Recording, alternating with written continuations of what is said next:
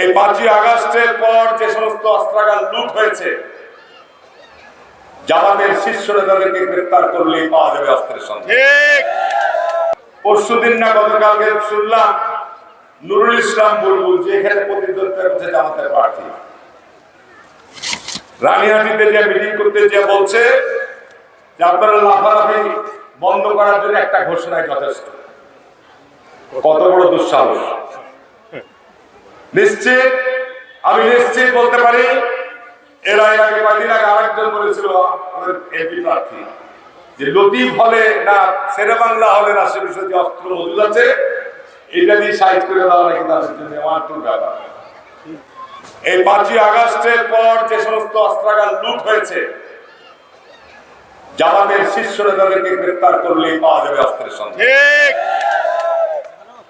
অন্তর্বর্তীকালীন সরকার নড়বড়ে অবস্থায় আছে, যেহেতু এখন পর্যন্ত যে সমস্ত অস্ত্র লুট হয়েছে, চাঁপাইনবাবগঞ্জে অস্ত্রাগার লুট হয়েছিল, আমি নবাবগঞ্জে ছিলাম সেদিন, এসপি অফিসে তারা ঘেরাও করে রেখেছে, আর ওদিকে অস্ত্র লুট হচ্ছে।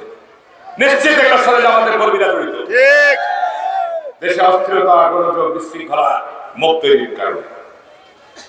আমি প্রশাসনকে অনুরোধ জানাবো, সেনাবাহিনী র্যাবকে অনুরোধ করবো, প্রযুক্তির মাধ্যমে সমস্ত অস্ত্র উদ্ধারের আপনারা দ্রুত ব্যবস্থা গ্রহণ করুন, নাহলে এই সমস্ত হুঙ্কার দেয় কিভাবে?